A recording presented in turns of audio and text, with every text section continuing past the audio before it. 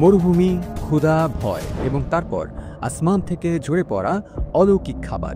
এটি কোনো রূপকথা নয়, বরং কোরআনে বর্ণিত এক অলৌকিক বাস্তবতা। নবী মুসা আলাইহিস সালামের কওম বনি ইসরায়েলের জন্য আল্লাহ তাআলা যেভাবে মান্না ও সালোয়া নাজিল করেছিলেন, সেই রহস্যময় ঘটনা নিয়েই আজকের আয়োজন। সুপ্রিয় দর্শক, আসসালামু আলাইকুম ওয়া রাহমাতুল্লাহি ওয়া বারাকাতুহু।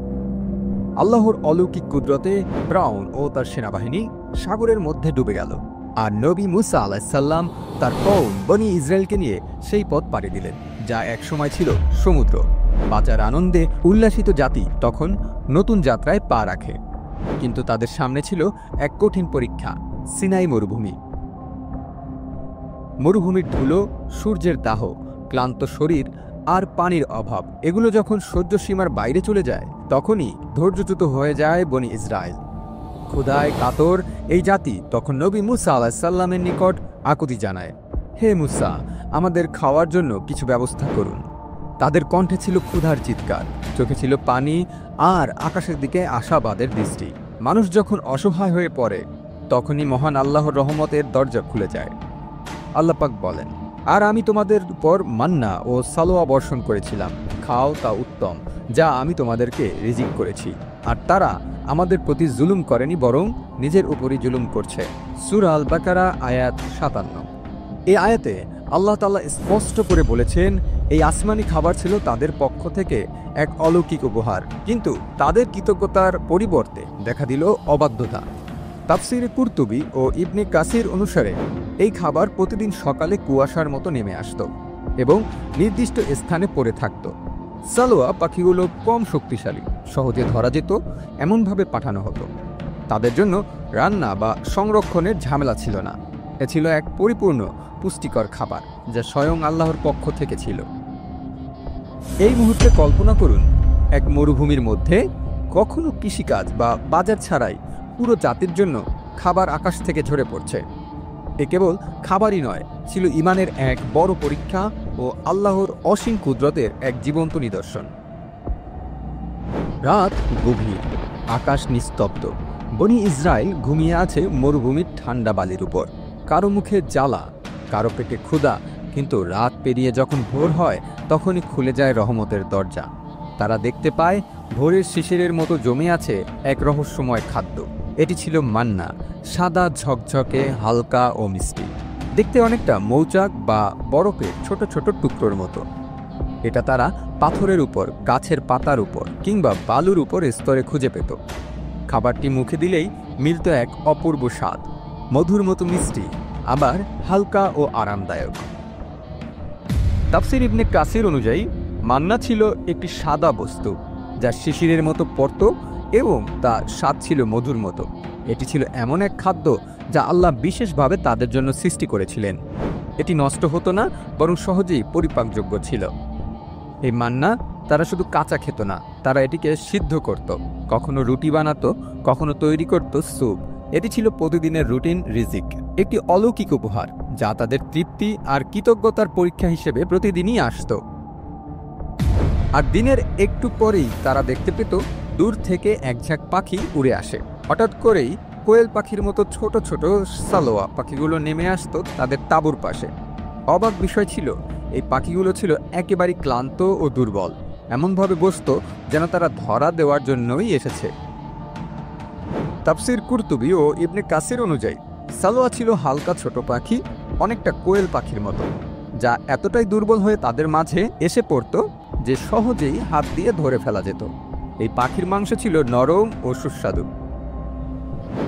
আল্লাহ তাআলা এমন এক খাদ্য দিয়েছিলেন যা পুষ্টিকর, উপাদেয় ও রান্না করার জন্য সহজ।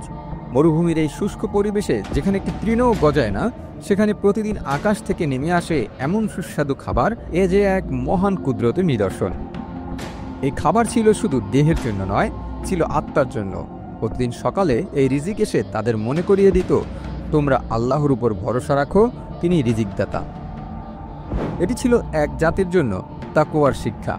আজকের খাবার পেয়েছো, কালকের জন্য চিন্তা করো না, বরং ভরসা করো রবের উপর। মান্না ও সালোয়া এ ছিল আল্লাহর দেওয়া এক অলৌকিক মেহেরবানি, যা মানুষকে ক্ষুধামুক্ত করত। কিন্তু তার চেয়েও বড় বিষয় ছিল এই খাবার তাদের শিক্ষা দিত কৃতজ্ঞতা, ঈমান ও ধৈর্যের। আল্লাহ তাআলা এই আসমানি রিজিক দানের পাশাপাশি দিয়েছিলেন এক বিধান। নিয়ম ছিল প্রতিদিনের প্রয়োজন মতো খাবার সংগ্রহ করবে, এর চেয়ে বেশি নয়। কেন? কারণ এটি ছিল আল্লাহর উপর তাওয়াক্কুল ও ঈমানের পরীক্ষা। আজকের খাবার আছে, কালকেরটা আল্লাহ দেবেন, এই বিশ্বাস রাখো। তাফসিরে ইবনে কাসির অনুযায়ী যদি কেউ অতিরিক্ত মান্না জমা করত, তা রাতে পচে যেত, দুর্গন্ধ ছড়াতো, তাতে পোকা ধরত। অথচ যারা আল্লাহর বিধান মেনে প্রতিদিন যথাযথ সংগ্রহ করত, তাদের জন্য খাবারটি ছিল পবিত্র, সুস্বাদু ও সংরক্ষিত। কিন্তু কিছু মানুষ বিশ্বাস হারিয়ে ফেলল। তারা ভাবল যদি কাল না মেলে। এই ভয় থেকেই তারা মজুদ শুরু করল। আর তখনই আল্লাহর পক্ষ থেকে এলো অলৌকিক প্রতিক্রিয়া। খাবার পচে গেল, দুর্গন্ধ ছড়ালো, আর এর মাধ্যমে প্রকাশ পেল তাদের অন্তরের অবিশ্বাস। আল্লাহর পরীক্ষা ছিল সুস্পষ্ট, তোমরা কৃতজ্ঞ হও, প্রতিদিনকার রিজিকের জন্য আমার উপর ভরসা রাখো। কিন্তু মানুষ বারবার প্রমাণ দিল তারা এই বিশ্বাসের পরীক্ষায় ব্যর্থ। সূরা বাকারা আয়াত ৬১-তে বলা হয়েছে, তোমরা বলেছিলে, হে মুসা, আমরা কখনোই এক ধরনের খাদ্যে ধৈর্য ধরতে পারি না। অতএব তুমি তোমার প্রতিপালকের নিকট প্রার্থনা করো যেন তিনি আমাদের জন্য পৃথিবীর উৎপন্ন বস্তু, শাকসবজি, কাকড়, গম, মসুর ও পেঁয়াজ নিয়ে আসেন। আসমানি রিজিকের পরিবর্তে তারা চাইতে শুরু করল পেঁয়াজ, রসুন, শসা, ডাল, গম। পবিত্রতা আর আধ্যাত্মিকতার প্রতীক সেই খাবার তারা তুচ্ছ ভাবতে শুরু করল। তাদের জিহ্বা চাইল রসুনের ঝাঁজ, পেঁয়াজের কটু গন্ধ। এ ছিল কেবল খাদ্য পছন্দের প্রশ্ন নয়, এ ছিল অকৃতজ্ঞতার প্রকাশ। আল্লাহর পক্ষ থেকে পাওয়া অলৌকিক খাদ্য তাদের কাছে হয়ে উঠল সাধারণ, আর এই অবজ্ঞা তারা করল প্রকাশ্যে।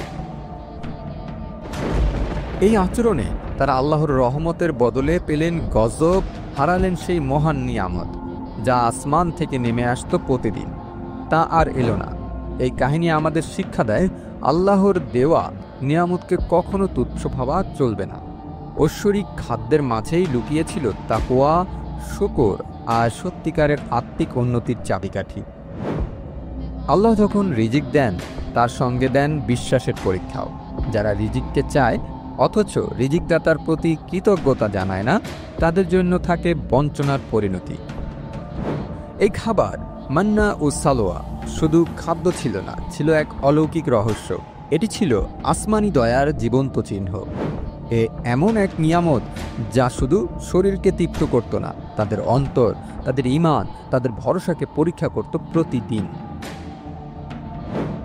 তারা প্রতিদিন ঘুম থেকে উঠত এই বিশ্বাসে আজও আল্লাহ রিজিক দেবেন।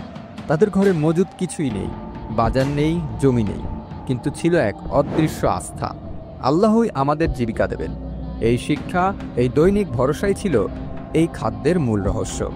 ইবনে কাসির তাফসির করেছিলেন, মান্না ও সালোয়া এক অলৌকিক খাবার যা তাদের প্রতিদিন আল্লাহর উপর তাওয়াক্কুল রাখতে শেখাত। এটি নষ্ট হতো অতিরিক্ত নিলে, আর বরকত হতো যারা ভরসা রেখে গ্রহণ করত।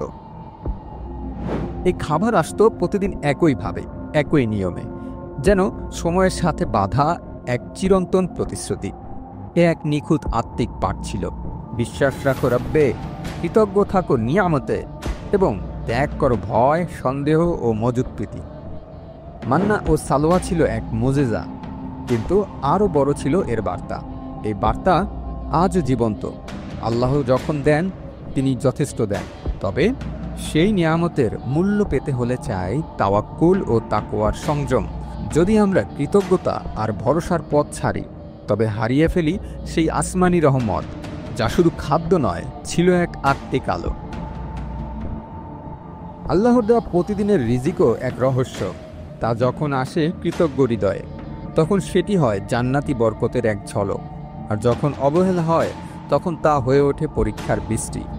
সময়ের পরিক্রমায় বদলে গেছে সভ্যতা, প্রযুক্তি, জীবনধারা, কিন্তু বদলায়নি মানুষের চাহিদা, অসন্তুষ্টি এবং আত্মিক দারিদ্রতা। আজও মানুষ চায় আরও বেশি, আরও নতুন, আরও বিলাসিতা। মানুষ এখন মজুত করে ভবিষ্যতের জন্য, অথচ প্রতিদিন যে জীবন দিচ্ছেন আল্লাহ, সে নিয়ে কৃতজ্ঞ হয় না। মান্না ও সালোয়ার কাহিনী আমাদের মনে করিয়ে দেয়, আল্লাহর দেওয়া প্রতিদিনকার রিজিকই সবচেয়ে বড় আশীর্বাদ। যখন তা অবহেলা করি, তখন হারিয়ে ফেলি সেই রহমত। কেননা সমস্যাটা খাবারে নয়, সমস্যা আমাদের দৃষ্টি ও হৃদয়ে। আল্লাহ পাক বলেন, যে কৃতজ্ঞ সে তার নিজের জন্যই কৃতজ্ঞ, আর যে অকৃতজ্ঞ নিশ্চয়ই আমার প্রতিপালক অভাবমুক্ত ও গৌরবান্বিত। সূরা লুকমান আয়াত ৩১। আজকের মান্না হতে পারে তোমার দৈনিক রুটি, ঘরের শান্তি, সন্তানের হাসি কিংবা সুস্থ শরীর। কিন্তু আমরা কি তার কদর করি, নাকি প্রতিদিন চাই আরও বেশি, চাই আরও রঙিন, আরও ভিন্ন কিছু? মান্না ও সালোয়া আমাদের শুধু অতীতের অলৌকিক গল্প নয়, এ এক আত্মার জাগরণ, যেখানে প্রতিটি রিজিকের মাঝে আমরা চিনতে শিখি রিজিকদাতাকে। আর এই চিন্তা থেকেই জন্ম হয় তাকওয়া, তাওয়াক্কুল আর আখিরাতের প্রস্তুতি। এই কাহিনী আমাদের শেখায় কৃতজ্ঞতা হলো ঈমানের ছায়া, সন্তুষ্টি হলো অন্তরের ধন এবং আখিরাতের চিন্তা হলো পরিণত বিশ্বাসের পরিচয়। আল্লাহর দেওয়া যতটুকু আছে তাতে যদি তুষ্ট থাকা যায়, তবে সেটিই তো আসল মান্না, আসল রহমত। মান্না ও সালোয়ার ইতিহাস হোক আমাদের দুনিয়াবি চাহিদার বিরুদ্ধে আত্মিক প্রতিরোধ। আজও আসমানি রহমত নামে শুধু আমরা বুঝতে পারি না, কারণ আমাদের হৃদয় এখন আকাশের দিকে নয়, বরং নিচের দিকে ঝুঁকে আছে। মান্না ও সালোয়া এ শুধু এক অলৌকিক খাবারের গল্প নয়, এ ছিল এক জাতির আত্মিক প্রশিক্ষণ, যেখানে প্রতিদিনের খাদ্যের সঙ্গে জড়িয়ে ছিল তাকওয়া, তাওয়াক্কুল এবং আখিরাতের প্রস্তুতি। আল্লাহ চাইতেন তারা কেবল পেট নয়, বরং অন্তর দিয়ে বুঝুক কে তাদের রব, কে তাদের রিজিকদাতা। আল্লাহর দেওয়া প্রতিদিনকার নিয়ামত যদি আমরা তাতে সন্তুষ্টি থাকি, তবে তাও হয়ে ওঠে আসমানি মান্না। আর যদি তা অবহেলা করি, তবে হারিয়ে ফেলি বরকতের দরজা। এই কাহিনী আমাদের মনে করিয়ে দেয়, দুনিয়ার চাহিদা অসীম, কিন্তু তাওয়াক্কুলের জীবনেই আছে চূড়ান্ত প্রশান্তি। আসুন আমরা শিখি সেই আত্মিক পাঠ, যা একদিন সিনাই মরুভূমিতে আকাশ থেকে নেমে এসেছিল, মানুষের অন্তরের জন্য, আখিরাতের জন্য। সুপ্রিয় দর্শক, এই গল্প যদি আপনার হৃদয় ছুঁয়ে যায়, তাহলে আমাদের চ্যানেলটি সাবস্ক্রাইব করতে ভুলবেন না। আল্লাহ ভীতির আলোয় ভরা আরও গল্প পেতে আমাদের সঙ্গেই থাকুন। সাবস্ক্রাইব করুন, শেয়ার করুন এবং ইসলামের অলৌকিক ইতিহাস ছড়িয়ে দিন আপনাদের প্রিয়জনের মাঝে। আজকের মতো এ পর্যন্তই। আল্লাহ হাফেজ।